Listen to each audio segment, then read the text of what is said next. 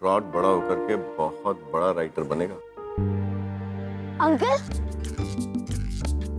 Mister Dick, अगर इसने university top नहीं की तो आप इसे चॉकलेट देना बंद कर देंगे, ओके? सर बता रहे थे कि आपकी वाइफ भी आने वाली है। तो ये कौन? तो ये आपकी वाइफ है? हो सकता है डॉक्टर सान्याल मिस्टर मदन को शहर से कहीं बाहर भेजना चाहते हो। हम निर्णय नहीं कर पा रहे हैं कि यह हमारे हृदय का स्नेह है या आशा रानी जी के मन की ममता। हमारे चाचा जी के जिस बेटे को हमारे बापूजी ने अपने घर में 5 साल रखा, वो हमें 5 दिन भी नहीं झेल पाया। हमारे चाचा जी के जिस बेटे को हमारे बापूजी ने अपने घर में 5 साल रखा, बीकॉम और एमबीए की पढ़ाई करवाई, वो हमें 5 दिन भी नहीं झेल पाया। मन में तनिक भी द्वेष न रखिए आशा रानी जी। कभी कभी व्यक्ति विवश हो जाता है। पर हम तो विवश नहीं हुए मिश्रा जी। बाबूजी के जाने के बाद हमने कितनी मुश्किलें झेलकर शिव की पढ़ाई पूरी करवाई। आशा रानी जी, आपके बाबूजी कहा करते थे ना, नेकी कर और दरिया में डाल। संक्षेप में कहें डेविड, तो हम वहां 1 सप्ताह भी नहीं रुक सके और गंगटोक लौट आए। और फिर तब से गैंगटॉक में ही है? हाँ। और कहाँ जाते लल्ला, वही गंगटोक, वही मिश्रा जी के छोटे मोटे काम धाम जो कभी होते हैं कभी नहीं होते। संक्षेप में कहा जाए डेविड, तो इतने वर्षों में बस एक ही परिवर्तन हुआ है। हम पे जो ऋण थे वो थोड़े और बढ़ गए।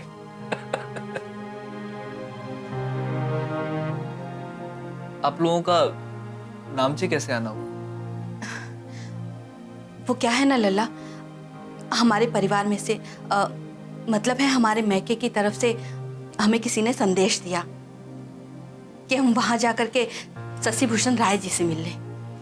और शशि भूषण राय जी वो ठेकेदार हैं जिनके पास उस परिसर के निर्माण से संबंधित कई उत्तरदायित्व हैं, जिसमें गुरु पद्म संभव की विशालकाय प्रतिमा का स्थापन हुआ है। तो कुछ बात बनी? बात बन जाती लल्ला, अगर ये कुछ बरस पहले आए होते तो।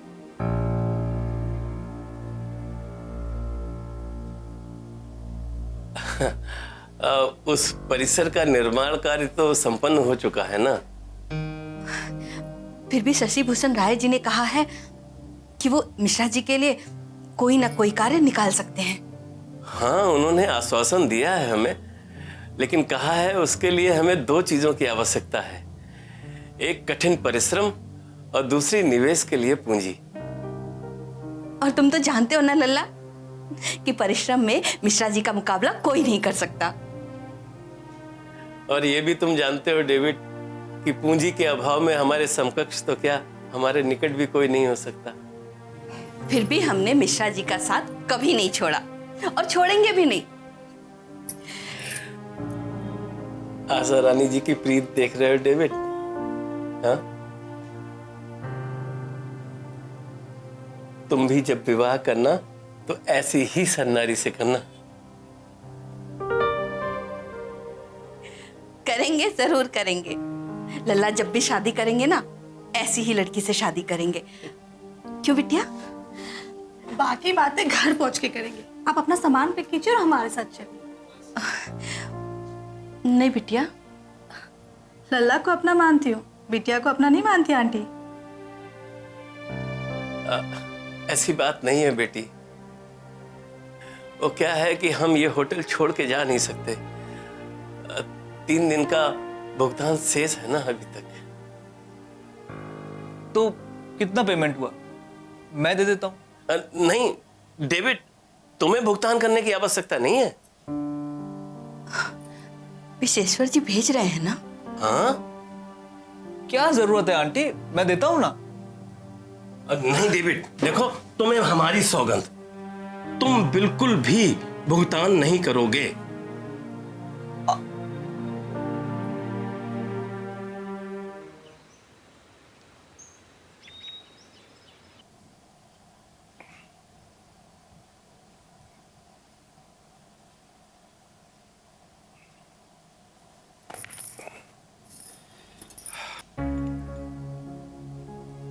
Good evening doctor Sanyal. Very good evening Mrs Mukherjee, आइए। अरे आरती, ये क्या? तू अभी तक तैयार नहीं हुई है? अरे हाँ, एक मिनट, खुले देखना था। अरे डॉक्टर सनल, आपके पास 500 के खुले हैं?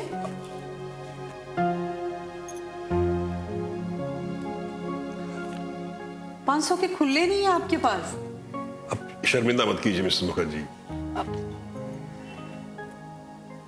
जा आरती, जा जल्दी से तैयार हो जा। वहां पहुंच के जल्दी टिकट भी तो लेने हैं। मिसेस मुखर्जी, उसकी चिंता करने की आपको कोई जरूरत नहीं। मैंने एडवांस बुकिंग करवा दी है। उसकी क्या जरूरत थी? हम ले लेते टिकट वहां जाकर। अब आप आराम से तो जा सकेंगी ना? हाँ, ये भी सही है। जा, तू जल्दी से तैयार हो जा। माँ, मेरे जाने का मन नहीं है। अब ये क्या बात हुई? तुम्हारे लिए ही प्लान बनाया था कि तुम्हारा दिल बहलेगा। देखिए ना डॉक्टर सान्याल। आरती, तुम्हारी माँ ठीक कह रही, तुम्हें जाना चाहिए। जी। मिसेस मुखर्जी, मुझे आज्ञा दीजिए। समझ रही हो डॉक्टर सान्याल, आपके स्टडी में जाने का समय हो गया। वैसे हम तो चाहते थे कि आप भी हमारे साथ चलते, लेकिन मुझे पता है कि आपकी प्रायोरिटी आपकी किताबें हैं। Excuse me.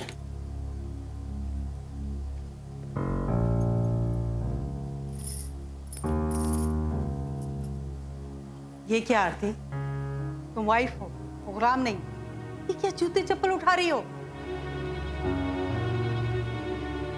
तो क्या हुआ इसमें माँ? तुम्हें तो समझाना ही बेकार है।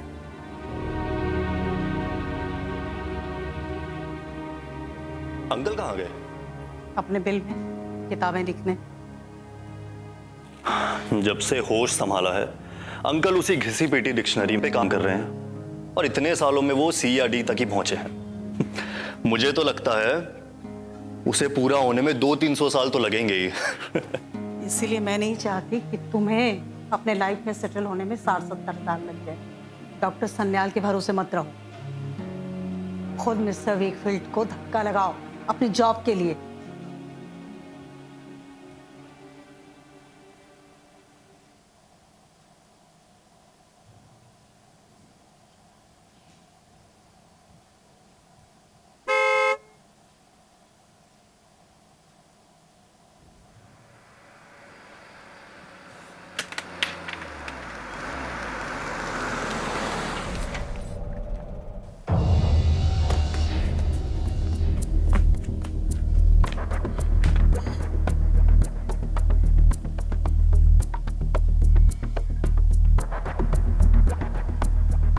आप अभी तक काम कर रहे हैं मिस्टर ही? हाँ, मास्टर कॉपरफील्ड, बहुत देर लग गई आपको। सर को चिंता हो रही थी आपकी। वो रास्ते में मेरे पुराने परिचित मिल गए थे मुझे मिस्टर ही। सर, मुझे बहुत खुशी होगी अगर आप मुझे मेरे फर्स्ट नेम से बुलाएंगे, उरे कहकर। आप मुझसे बड़े ही होंगे मिस्टर ही। कैसी बातें करते हैं, बड़े तो आप हैं, सर के मेहमान हैं। मैं तो बहुत छोटा आदमी हूँ। ये तो सर की मेहरबानी है कि उन्होंने मुझ जैसे मामूली स्टूडेंट को अपने साथ इंटर्नशिप करने के लिए रखा है, और ये मुझे इजाजत भी दी कि मैं उनकी ये कानून की किताबें पढ़ सकूं। आपका तो ये पढ़ाई का आखिरी साल होगा ना मिस्टर ही? और जिस तरह मेहनत कर रहे हैं आप, बहुत बड़े वकील बनेंगे। तौबा तौबा तौबा, मैं क्या और मेरी औकात क्या मास्टर कॉपरफील्ड। मेरे पिता तो कब्रिस्तान में काम करते थे। करते थे? अब क्या करते हो? जहां पहले लोगों को सुलाते थे, अब वो वहां खुद सो रहे हैं। I am so sorry mister ही, लेकिन इस बात से कोई फर्क नहीं पड़ता कि आपके पिताजी क्या करते थे। और कोई बड़ी बात नहीं होगी कि किसी दिन आप और अंकल दोनों पार्टनर बन जाएं और यहां विकफील्ड एंड हीप का बोर्ड लग जाए।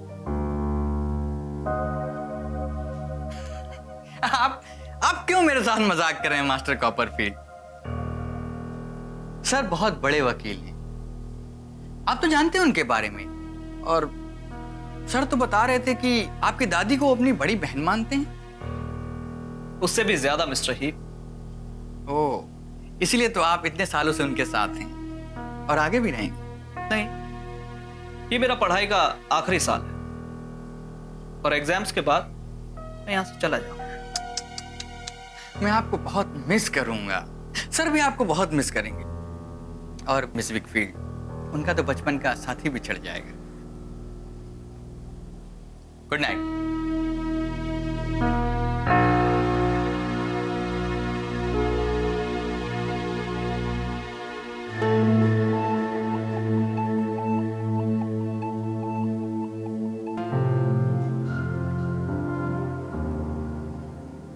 किसको खबर थी, किसको यकीन था, किसको खबर थी, किसको यकीन था, ऐसे भी दिन आएंगे। कहते तो है कि वक्त बड़े बड़े घाव कर देता है, पर पापा का घाव तो जैसे वक्त के साथ और भी गहरा होता जा रहा है। जानती हो क्यों? क्योंकि तुम बड़ी हो रही हो।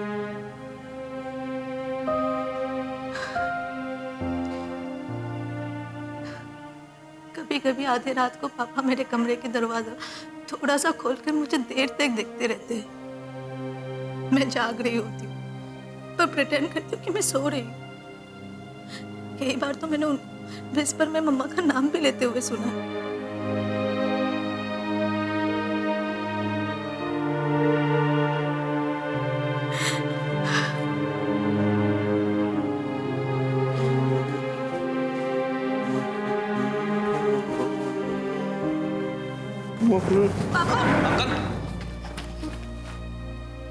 मैं ठीक हूँ, अब ठीक है? मैं ठीक हूँ। हाँ हाँ ठीक है पापा।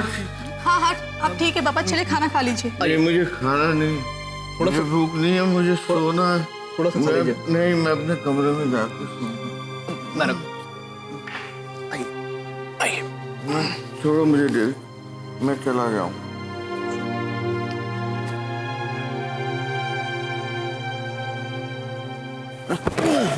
पापा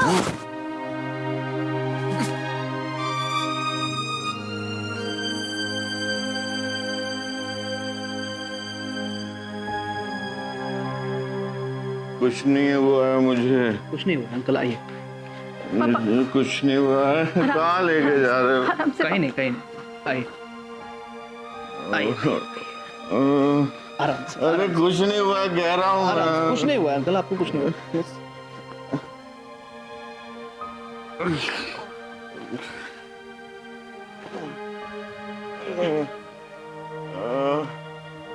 अरे कुछ नहीं हुआ मुझे, कुछ नहीं हुआ। हाँ पापा कुछ नहीं हुआ। कुछ नहीं हुआ। सब ठीक है।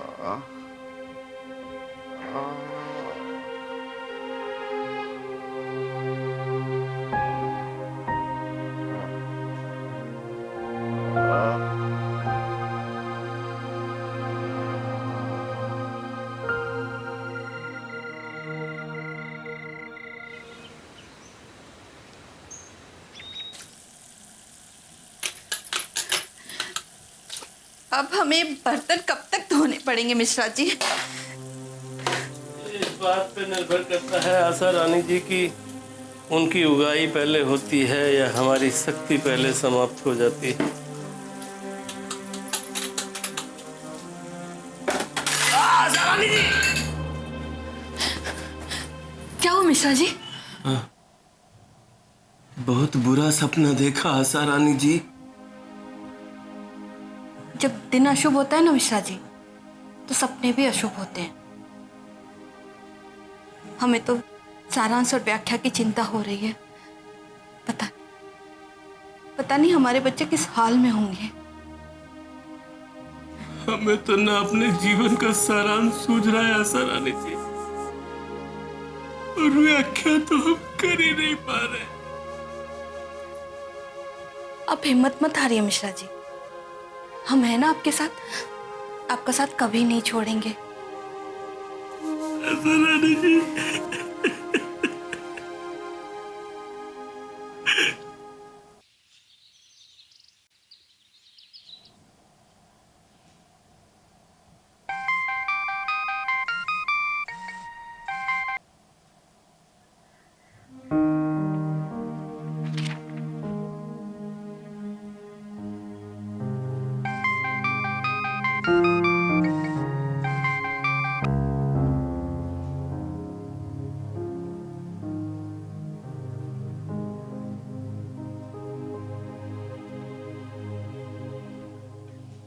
सर, मिस्टर मदन का फोन है, डॉक्टर सान्याल की वाइफ के डिस्टेंट कजिन का। आपका फोन शायद साइलेंट मोड में। हेलो। कैसे हैं आप मिस्टर विकफील्ड? मैं ठीक हूँ, आप कैसे हैं? मैं हमेशा ठीक ही होता हूँ। मैंने सोचा आपको याद दिला दूं कि अंकल ने जो आपको काम बोला यू था। Mean mister Sanyal? जी जी। तो आरती तो अंकल से कह रही थी कि आपका मतलब है मिसेस सान्याल अपने हस्बैंड से कह रही, राइट? जी, आरती तो अंकल से कह रही थी कि आप ही जाकर पता कीजिए मिस्टर विकफील्ड से कि काम हुआ है या नहीं। देखिए मिस्टर मदन, डॉक्टर सान्याल का एक बार कह देना ही काफी है। मैंने आपका बायोडाटा कुछ लोगों के पास भिजवा दिया है। अब वैसे इन कामों में थोड़ा वक्त लगता ही। आप निश्चिंत रहिए। मुझे चिंता क्यों होने लगी सर? अंकल का आपको एक बार कह देना ही काफी है, और अंकल आरती की बात कभी नहीं टालते। मिस्टर मदन, मैं बोल रहा हूँ मिस्टर हीप। ओह, थैंक्स मिस्टर हीप। मैं आपसे फिर बात करता हूँ, मुझे आज बाहर जाना था आंटी और आरती को। एक मिनट मिस्टर मदन, आप कहीं दूर सेटल होना चाहते हैं क्या? सिक्किम से कहीं बाहर? नहीं तो आपने डॉक्टर सान्याल को ऐसा कुछ नहीं कहा? ये क्यों पूछ रहे हैं आप? नहीं, बस ऐसे ही, कोई वजह नहीं है इसकी।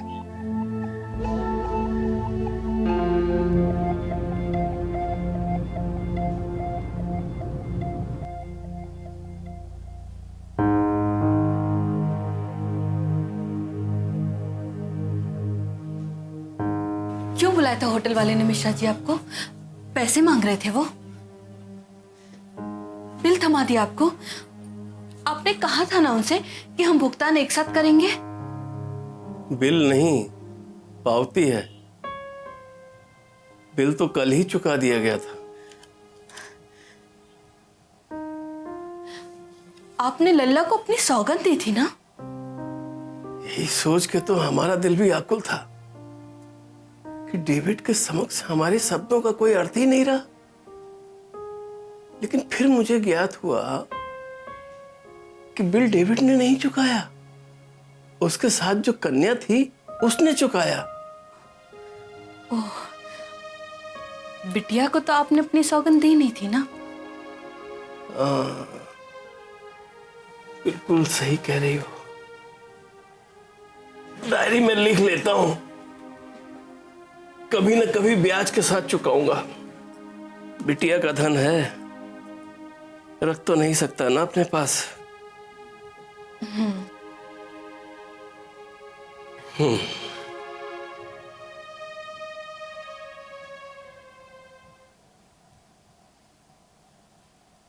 सरानी जी, मिष्ठान खाने का मन हो रहा है। चलिए बाहर कहीं भोजन करते हैं। अब बाहर कहाँ जाइएगा मिश्रा जी? इस नगरी के देवता गुरु पद्म संभव का धन्यवाद करने तो जाना ही होगा ना। यहाँ जो स्नेह और सम्मान प्राप्त हुआ है उसके लिए बाहर ही कहीं भोजन भी कर लेंगे।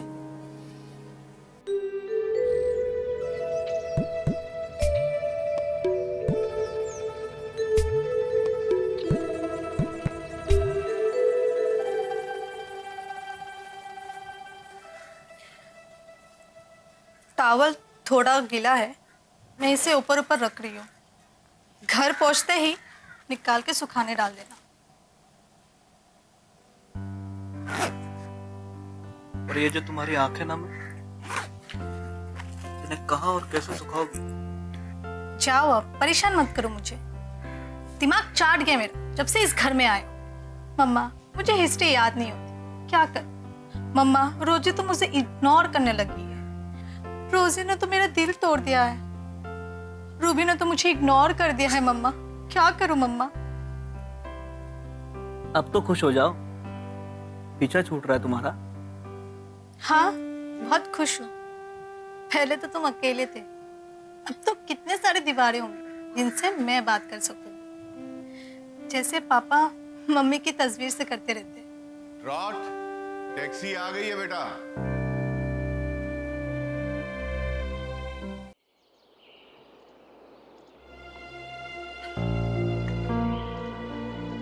आपको थैंक्स कहने के लिए मेरे पास शब्द नहीं है अंकल। घर की सारी रौनक साथ लिए जा रहे हो। मैं दूर थोड़े जा रहा हूँ अंकल। अरे चले भी जाओ तो क्या है, दूर जाने वाले दिल से दूर तो नहीं हो जाते बेटा।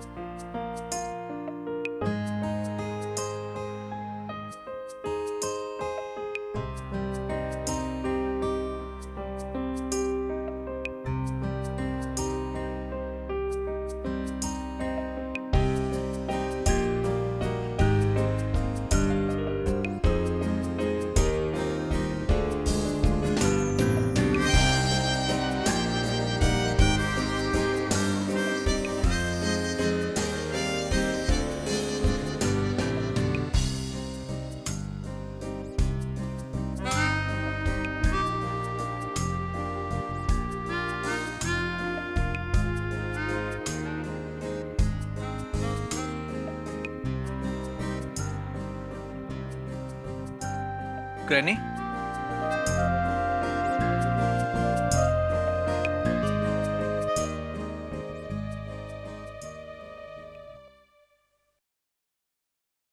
मैं तुम्हें एक अच्छा इंसान बनते देखना चाहती हूँ, मेहनती, उसूलों पे चलने वाला और निडर। मैं गांव जाना चाहता हूँ। अंकल कभी बाहर से पी के नहीं आते थे। मैं बहुत छोटा आदमी हूँ, मैं उन्हें कैसे रोक सकता हूँ? मेरी बेटी अकेली थी, अकेली रह गई। ये प्यार भी अजीब चीज है ना मास्टर कॉपरफील्ड। जब कुछ और नहीं मिलता तो प्यार करने वाला निशानी से ही दिल को तसल्ली दे लेता है।